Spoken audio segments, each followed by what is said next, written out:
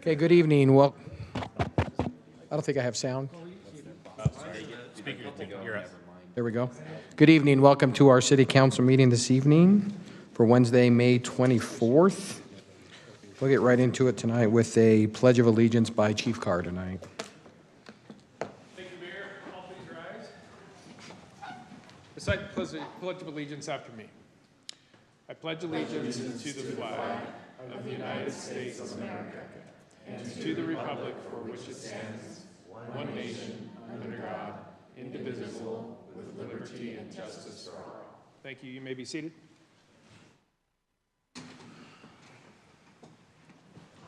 Thank you, Chief. Well, real quick, Council, I've been asked to swap two items on the agenda tonight, 9.1 and 9.2. Do I need a motion on that, Jackie, I'm assuming? Please. So I need a motion, if we could, just the way they need to line up, we just need to swap those. So if I could get a motion to swap 9.1 and 9.2. I'll make a motion to reorder the agenda to hear 9.2 before 9.1. Second. Motion by Sherry, second by Jared. All in favor? Aye. Thank you. Okay, we'll now go into city council comments and recognitions. Anything from council tonight? Okay, we're going to move into a present. Oh my gosh, I should have slept more last night before we did this tonight. I don't want to give the whole story. I'm going to let Brian step up here in a minute, but a few weeks ago, some of you know this story, but I'm just going to put it out there now for everybody that hasn't heard us in our work meetings. A couple of weeks ago, we received an email from a resident in our community about a true act of heroism that happened. There was a landscaper working in our city, saw a gentleman in distress, and without hesitation went to his aid and performed CPR to be able to get him to the hospital. Unfortunately, that John has now passed away, but I know there was an extension of his life to allow for some family to come. So tonight we're going to honor this hero, Juan, tonight. So Brian, I'm going to turn, before I make a blubbering fool of myself tonight, Brian, I've asked Brian's the neighbor that reached out to us, and Brian, I appreciate you bringing this. This is the kind of stuff that should be celebrated in our community. So Brian, if you want to kind of come forward to this podium right here and kind of talk about, and then Sherry, I know we have John's widow here tonight. Sherry, if you want to say a few things, then we want to recognize Juan tonight. So. Talking louder, does this thing work? I kind of wrote it down just so I didn't go too far out in left field with my remarks, but had a chance to talk to Juan as we were just pulling up, and it just shows what a great guy he is. Just has a smile on his face right when I pulled up into the parking lot. So, I mean, you can just tell by his mannerisms that he's just such a solid person. But I'm going to stick to the script as far as what I said here. So we just wanted to recognize Juan for his act of heroism, his job going to the writer's house that day. Well, maybe I should have you do this because I'm kind of a blubberer too. So went to the writer's house that day to take care of their sprinkler system and make sure everything was working properly. He was trying to get with John, and he was not getting any response. And he was prompted that something was wrong and went into their home to make sure all was okay. He was able to revive John and put his nasal cannula back in so he was able to breathe again. Juan acted on the prompting that he received and was able to give John a little more time with his family in this earthly life. He is not only a hero to Sherry and her family, but to all of us on our street. We are grateful for people like you, Juan, that go above and beyond in your job and in your service in the community. And just like to say, it does take a true act of heroism when something like that comes up and you just step right in and just take care of what's right there in front of you and going above and beyond and what your job duties were, obviously. So That's all I had to say as far as to kick it off, and I don't know if you want to Yeah, Sherry. pass it off to Sherry. Yeah, but Sherry, that's- come on up. And Juan, I want you to come up too. Juan, come on up.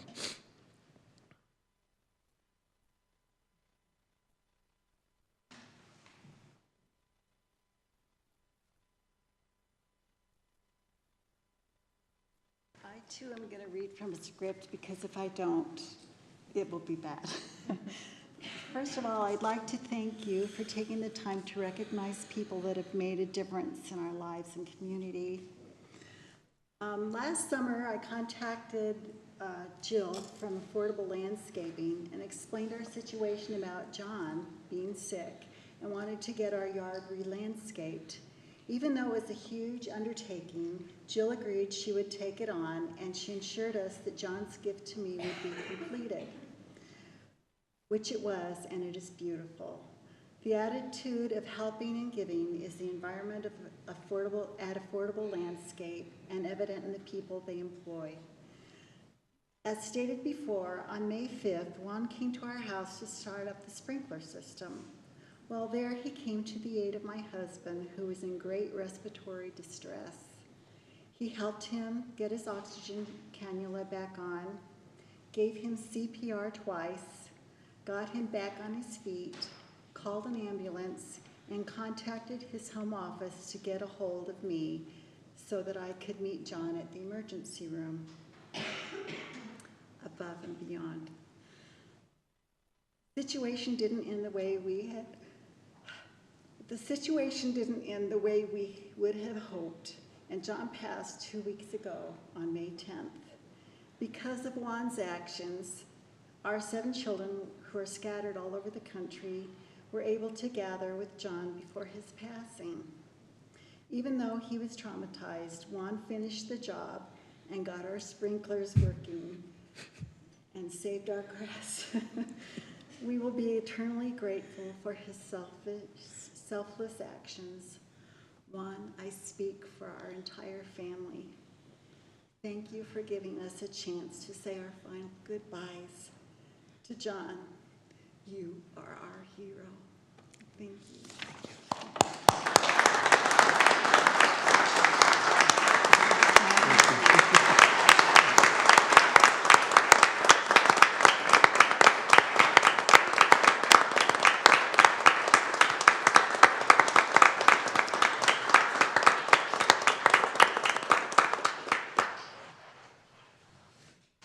Juan, anything you'd like to say?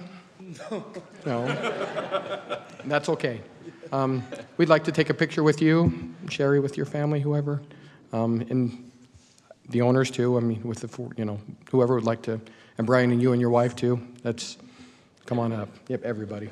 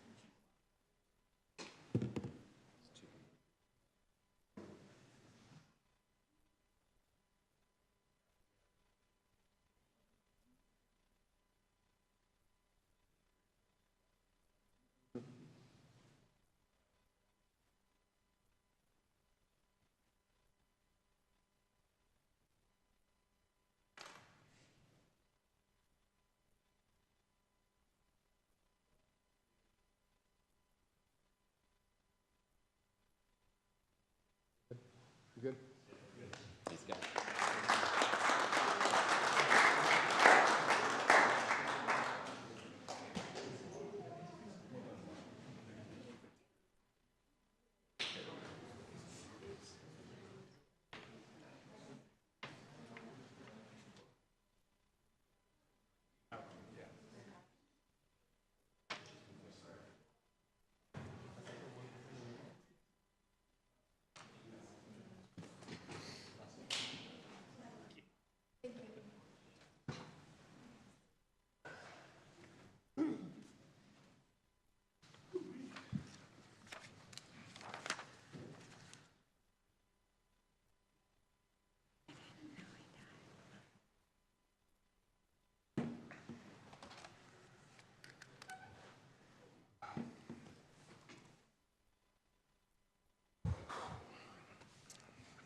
Juan, thank you for being an example truly of selfless service and just really what this community is about. So thank you for what you've done. And Sherry, and to your family, our condolences, and we appreciate you being here.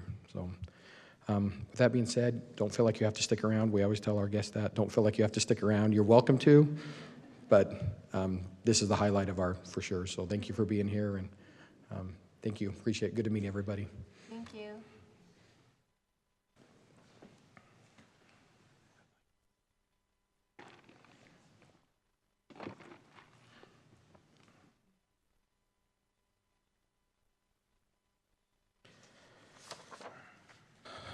Okay, we'll move on to public comments.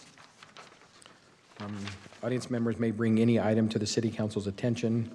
Comments will be limited to 2 minutes. State law prohibits the council from acting on items that do not appear on the agenda. Public comments for this meeting will also be conducted electronically. Any person interested in addressing the council may submit a comment by emailing recorder@harriman.org or by visiting harriman.org/agendas and minutes, where there is a link to fill out an online public comment form. Your statement will be incorporated into the public record. So at this point, I'll open it for public comment. Okay, seeing none, we'll move on to item 6, City Council reports. Jared. All right. Usually I say no, but there's a lot been going on at UFA. So at our board meeting last week, following a very lengthy finance committee meeting, there are 4 main talking points that I'll just go over real quick, just for dissemination.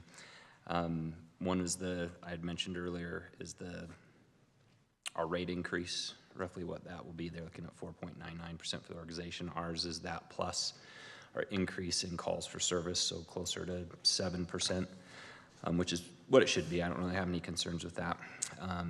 But then there's kind of 4 main issues that were discussed with the finance committee that we took to the board, which was on me to give them a summary of it, which I'll look to Chief Widdowson. I think I kept it to a good summary. I told them that they got off easy because the Harriman Council got like an hour-long dissertation on inflation and market adjustments and things, so I spared them that. But the kind of 4 main things is the capital replacement fund. I've talked to all of you individually about that and how we're going to have them rework that this year to be based on actual replacement rather than just basically debt service. They're adding 18 new full-time employees. 12 of those, however, are for UFSA to bring their stations from 3-handed crews to 4-handed crews, and UFSA is paying all of that. So the remaining 6 that are UFA-wide, one is to add someone for special enforcement. And you're seeing an increased workload for that. So I'm going through some of this because it's some of the things we've been discussing and will discuss. The board pushed back, the finance committee pushed back on why, justify why you need another person. And it was the workload in that department and what they've been covering. Basically, there's enough work for them to justify having another person. We had a pretty lengthy discussion about that. And then basically 5 IT people. One is a totally new position for a data analyst, and same thing, tell us why we need this. Consultants put data together, and then it's up to us to figure it out. They want a data analyst who actually puts that information together and then can make recommendations based on that for efficiencies, et cetera. So it's, again, good discussion on justifying those positions. The other 4, we're bringing, with the audit that was, so we were talking about audit that was done several years ago, and the new chief that came in did away with an in-house IT department and farmed it out via contract. Now they're wanting to bring it back in-house because that contract has gotten kind of bloated and they think they can do it more efficiently. So our pushback as a board and finance committee was, tell us how this isn't going to end up bloated again, because you always want to add more people. And the manager's response was really, really good. Gave a good detailed explanation of how their mission is to limit the number of people, that their focus on is automating things as much as possible and creating more efficiencies and less dependency on people in IT, et cetera. So we told them that while we'll approve of this, it's something that we're going to watch every year. We don't want to see that cost creep up and ask for additional people when it's supposed to do the opposite. So capital replacement, full-time employees.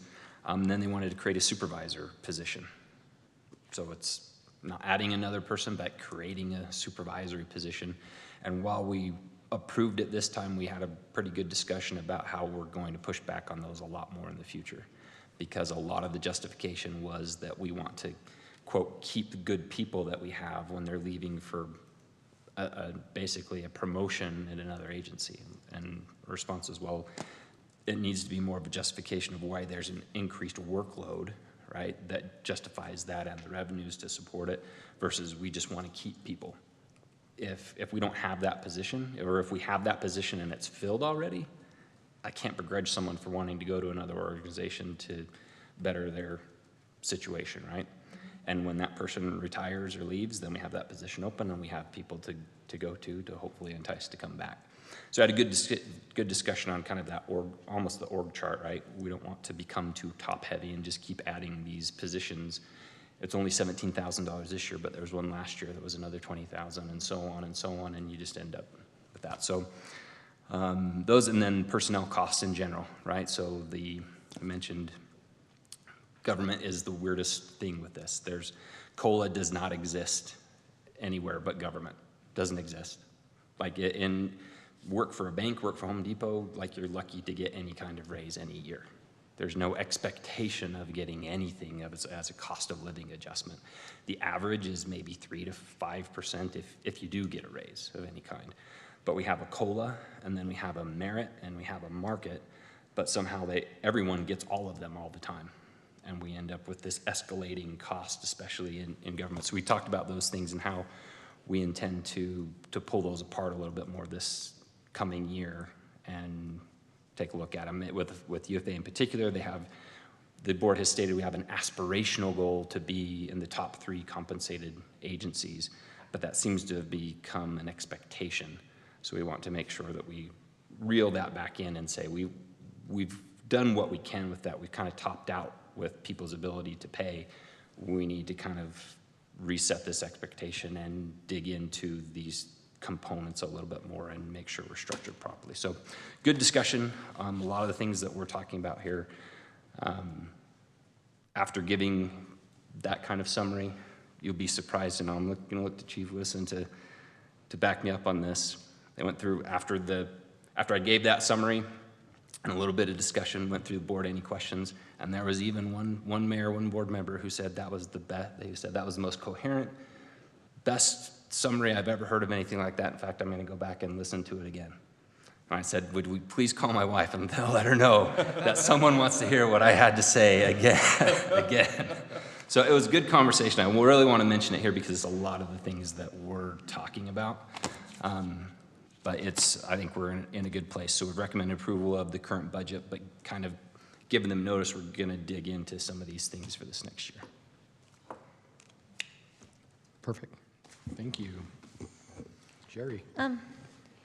Maybe I'll just touch on water a little bit.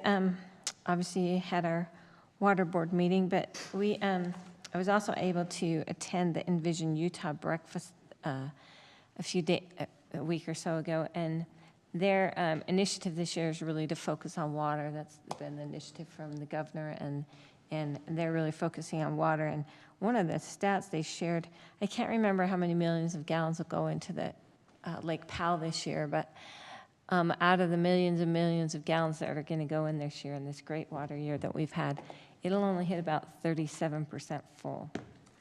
So just keep that in perspective when we're thinking about water and conservation and thinking, yay, we have lots of excess water and we're out of a drought, and we are not. So as far as the water district, we have our allocations will be filled this year. We have enough water to service our obligations.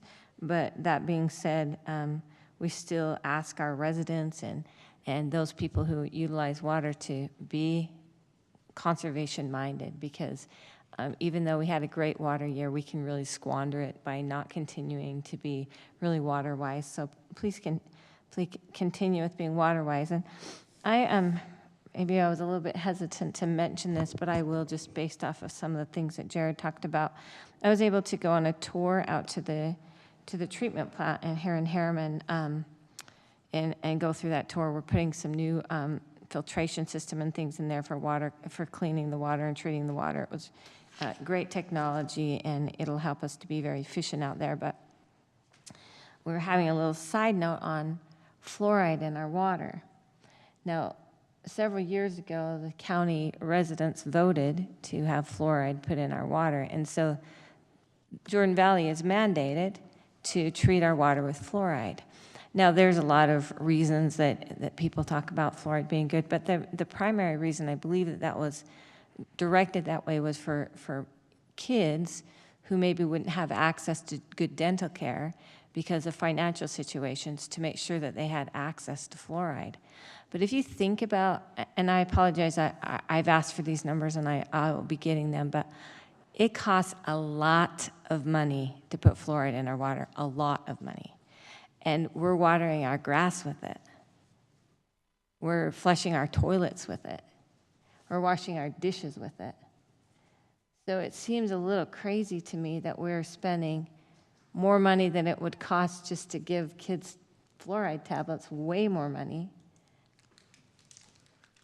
And we're just flushing it down the toilet or evaporating in the air because we're watering our grass with it. So I asked for those figures because I'd like to do a little bit more in-depth look into that. And I've reached out to our county council person, asked him if he would start looking at that a little bit too, to see if maybe, I think it has to come up for a vote if it's changed, because that's how it was initiated. But it seems like when we start talking about government and our programs and things like that, those things get put in place, and they're put in place for years and years and years, and it's a mandate, so you just do it. And maybe we don't question enough about why we're doing it, and if we could, and I know every dentist is probably hating my conversation right now, but it really isn't about doing away with helping kids who can't afford fluoride to get it. That the county could figure out how to make sure that those kids got a fluoride tablet versus just watering our grass with fluoride and wasting that resource because it's expensive. So anyway. Exactly. But and there are certain people who there's different technology about fluoride and why you shouldn't have it, and so it would be maybe better for people to have a choice on that rather than it always being in your water system.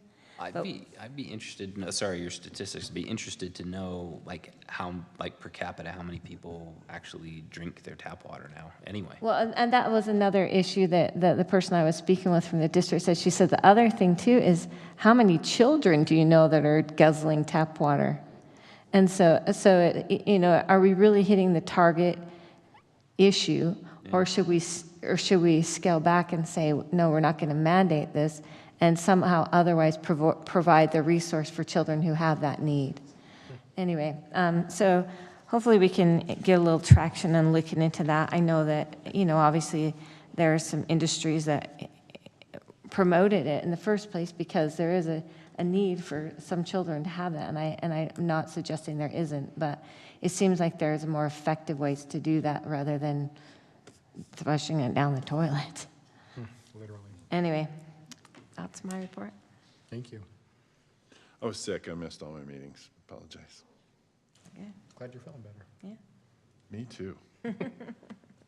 I'll make up for it. I had way too many. Try to go through the list. COG Public Works, we had a COG Public Works meeting where we approved, there were 4 projects up, 2 from Harriman, 1 from Bluffdale, 1 from West Jordan. Harriman was awarded $1.7 million, is that right? $1.7 million for 6400 West, corridor preservation.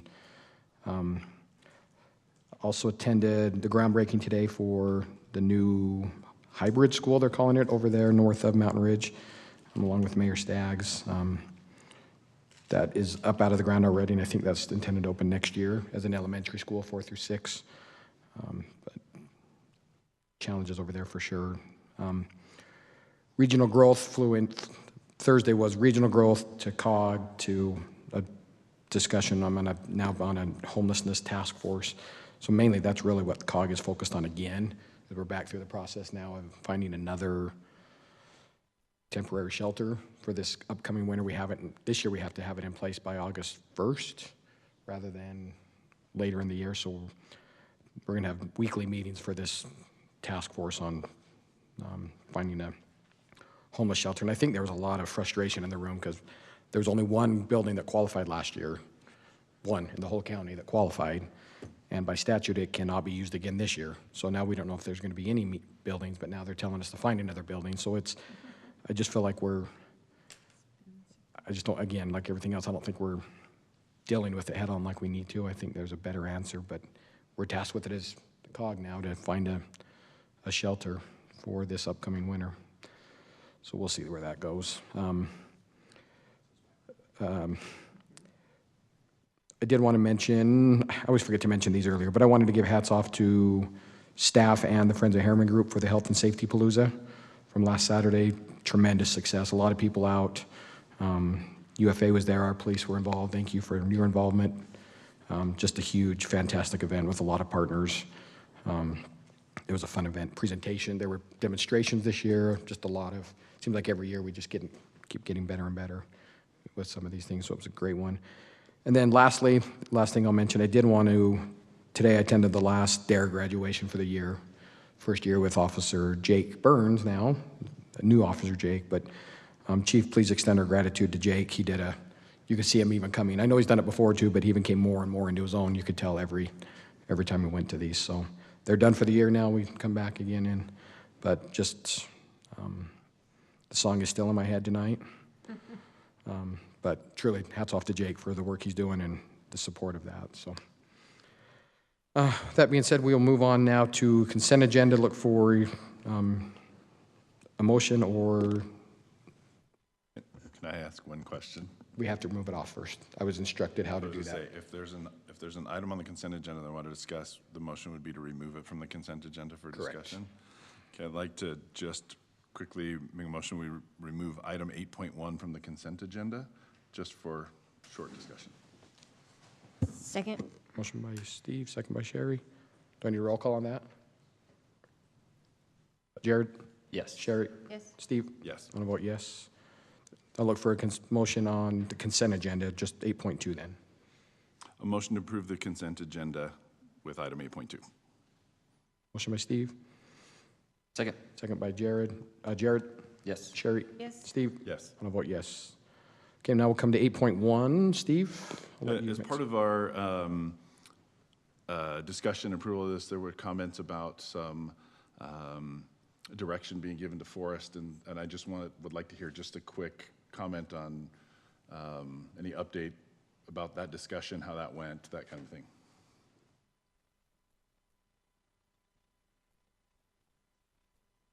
So I was asked to visit with this potential reappointment, this candidate, Forrest Sickles, and just encouraged him to, if he had any particular concerns about a development proposal or an applicant in particular, to contact staff before the meeting, potentially to see if we could resolve a concern in the meeting. Also really reiterated that it's important that we treat our applicants with proper decorum and fairness in a public meeting.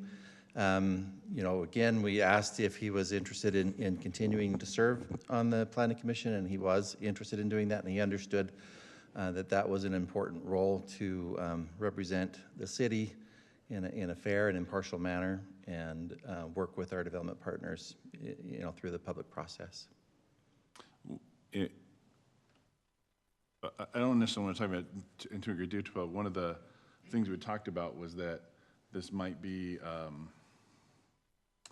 for lack of a better term, a probationary appointment, a time frame that if there were actions that were of concern, that there could be an opportunity to make an adjustment So in the the future. council has that ability within the current policies that you can essentially terminate an appointment premature.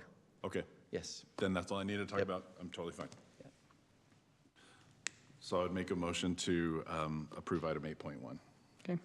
Motion by Steve, second by Jared. Steve? Yes, Sherry? Yes. Jared?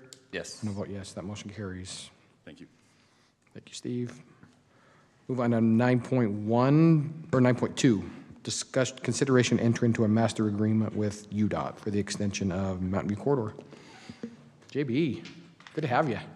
Good evening, Council. As some of you might know, UDOT is currently in the design process and procurement for the extension of Mountain View Corridor, and they've reached out to us and actually have been collaborating with the city for some time now. And so they are soliciting an agreement, the city to execute an agreement, two agreements, I should say. One of them is the master agreement. Within the master agreement, there's a mention to a potential for a betterment agreement, if applicable, and there is, in this particular case, a proposed betterment. And so the betterment is essentially moot if the master agreement is not executed. So we'll start there and we'll talk through, but I'll be brief. It's pretty simple and straightforward.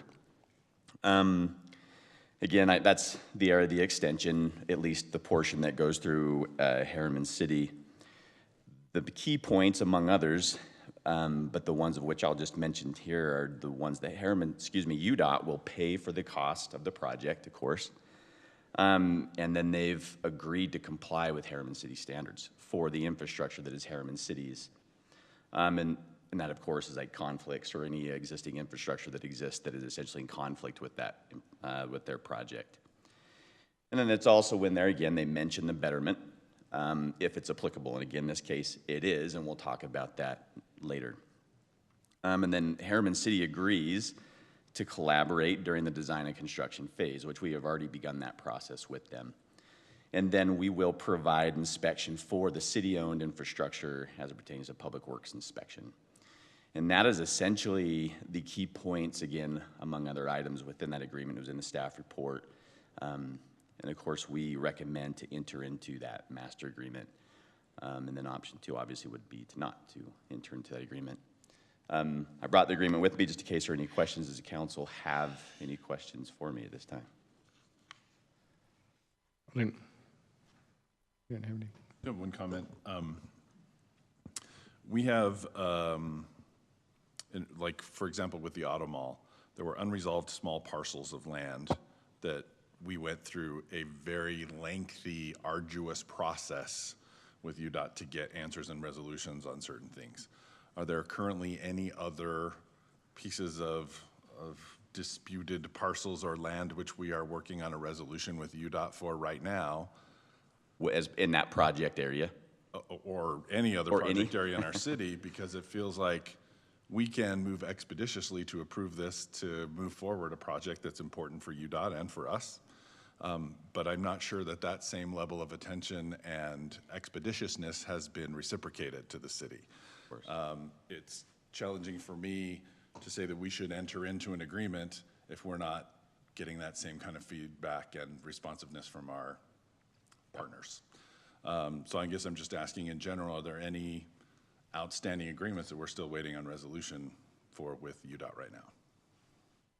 None of on your end here? Okay. And then it has not been brought up in the scope of this project as well either. So none, I guess it sounds like, at least it's in front of us currently. Okay, fair enough, thank you. Okay, I'll just look for a motion then. I'll make a motion on 9.1, motion to approve resolution number R30-2023, approving a master agreement with UDOT for the extension of Mountain View Corridor. Second. Motion by Sherry, second by Steve. Jared? Yes. Sherry? Yes. Steve? Yes. And I'll vote yes, that motion carries. Okay, move on to the other one. The other item, discussion and consideration to enter into a betterment agreement with UDOT for the extension of Mountain View. Perfect.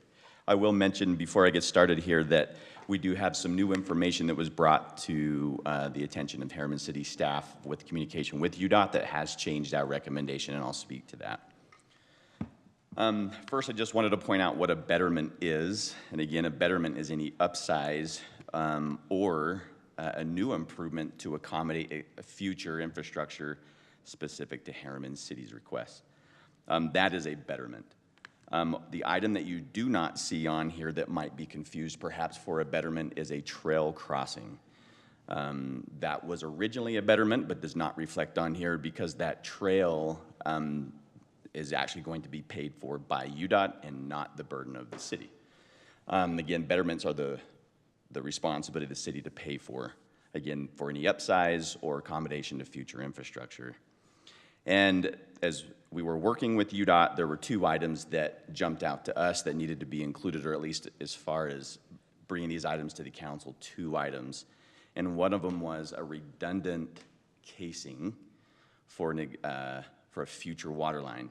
There is an existing water line that crosses what you're seeing here. And this map's a little difficult. This is Porter Rockwell and the end of Mtn View Corridor. And north there you can see is flipped, so the world's kind of upside down here a little bit. But there's an existing water line that they will relocate accordingly and provide a casing that is not a Betterment.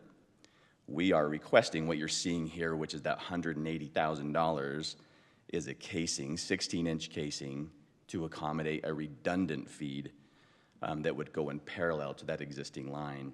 And the reason for that is the level of difficulty to get into that existing line if you have one feed through a Mtn View corridor. So this was just more of a, hey, let's be prudent and let's add this in case we do need to shut one down to maintain the other or to fix the other. So that's what that one is. And then the other is just a conduit for potential future fiber. I say potential, but we fully anticipate that it would be utilized. And that, again, that's $33,000. So those are the two betterments that we are proposing as staff to be included into the project. So what UDOT would agree to do is to include it in their drawings prior to their bid. It's actually happening right now. They've included it in there, but of course we have the discretion to take that out. They will award a contractor in October, but if we agree to do these betterments, it would be bid at a competitive rate. Now, the estimates that you saw for the $180,000 and $33,000, those are estimates. We would be responsible for the actual cost. When? Good question. And that is the information we just recently got back from UDOT. It was supposed to be fronted prior to the procurement, which would be sometime in October this year. Speaking with UDOT, they have said that they would be willing to adjust this agreement to saying July of 2024, which we have tentatively planned in that particular budget. Kyle, anything you want to add or subtract to that? Okay. So we initially did not, it would have been a little more difficult for us, obviously, to do it now at that time period. So we petitioned them, and we heard back from them that they would be willing to modify the Betterment agreement to not require payment until that time, when we are, ready and it's in our budgets. And again, so that cost up front would be $213,000. The one thing I guess I would iterate that, of course, these are Betterment improvements that have recently been included onto the CIP plan. And so, of course, this would have to take place of something that was tentatively planned for 2025, fiscal year 2025. So that is something to keep in mind. I just wanted to make sure that I brought that to light. Let's see. I think that's my main points. But there are essentially three options. The first one is obviously not recommended. Prior it was, because we didn't have this information until now. But that is to enter into the agreement as is and to adjust the budget for fiscal year 2024. Well, since they have opted to allow us to modify that agreement to pay later, that would be option 2, which is recommended. Otherwise, option 3 is to not enter into the Betterment agreement. That is a typo. We can enter into the master agreement without doing a Betterment agreement. So option 3 is not entering into the Betterment agreement, and then it would just be on the city to pay for those improvements if and when that time comes. You guys have any questions for me? No.